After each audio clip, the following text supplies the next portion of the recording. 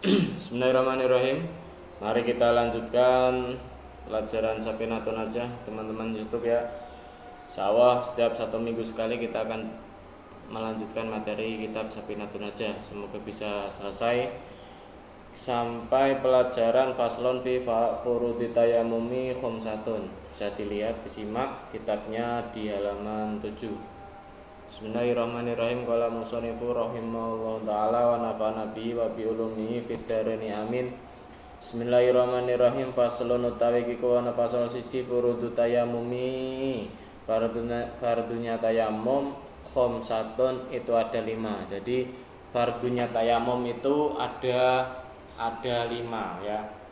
Yang pertama adalah al-awalu, yang pertama naklu turabi, memindahkan debu. Jadi maksudnya memindahkan debu 2 kali atau 2 kali perpindahan. Maksudnya gini ya, kita praktek ini muka terus pindah tempat, gini lagi cari debu lagi ke tangan. Nah, jadi harus 2 kali, walaupun itu kalau wudhu kan bisa 1 kali langsung. Nah, tapi kalau tayamum itu harus 2 kali debu, memindahkan debu. Tidak boleh 1 kali ini buat 2 kali, itu enggak boleh. Asani yang kedua aniyatu, niat. Jadi yang kedua adalah niat. Niatnya itu jelas niatnya tayamum itu saat memindahkan debu itu jelas di mana, untuk apa kegunaan tayamum itu, karena tayamum itu bisa untuk perkara yang wajib, fardu, bahkan fardu itu ada 2 ya, fardu ain dan fardu kifayah. Nah, itu tergantung dari niat kamu. Jadi lebih jelasnya gini, kalau niat fardu, niat sholat fardu ain itu seperti kalian membaca ketika kalian hendak tayamum ingin melaksanakan sholat fardu, sholat duhur, asar, maghrib,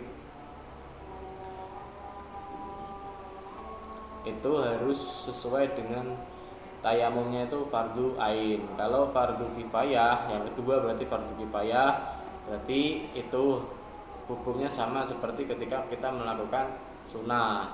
Contoh fardu kifayah, sholat jenazah, sholat gerhana. Nah, itu intinya kalau niatnya untuk sunnah berarti jelas untuk sunnah. Dan yang ketiga adalah niat untuk selain keduanya, misalkan untuk sujud syukur atau untuk menyentuh Al-Quran. Nah, itu berarti niatnya untuk itu. Nah, jadi agar lebih mudah dan sah diterima tapi tidak baik untuk agar lebih enak, kalian itu niatnya untuk sesuatu yang fardu, karena ketika menggunakan niat untuk yang fardu maka otomatis sunnahnya bisa terpakai. Jadi satu tayamum itu seperti kemarin saya jelaskan, kalau fardu, kalau niatnya itu tayamumnya untuk melakukan kegiatan yang fardu, maka itu bisa untuk sunnah. Tapi kalau sunnah tidak bisa untuk fardu. Nah, intinya gitu. Jadi saya ulangi, kalau tayamum itu sebenarnya agar sah dan diterima, tapi tidak bisa menggantikan air secara sepenuhnya atau tidak bisa mengganti untuk wudhu atau mandi. Nah, gitu. Karena kalau satu wudhu itu kan bisa digunakan untuk sholat fardu, sholat sunnah, membaca Quran, dan kegiatan ibadah lainnya. Udah, intinya itu ya. Terus yang kedua,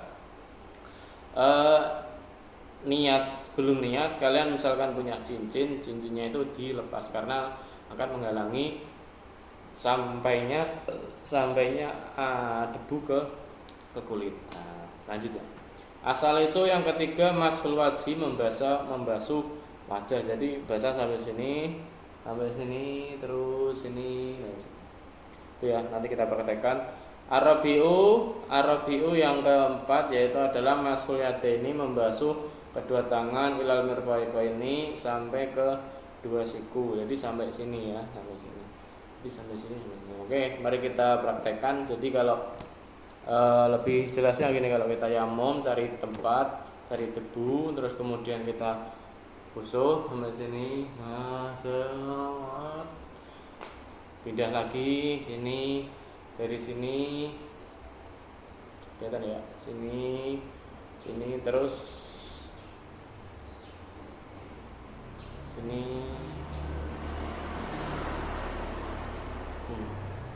Ulang ya, dari sini set, berbalik set, tuh jangan gini, salah kalau wudhu ya gitu. Nah terus kemudian kalau jenggot punya tebal ya nggak usah digini-gini terlalu, tapi secukupnya saja. Beda kalau wudhu sunahnya digini-giniin, tapi kalau kita tayamum tidak.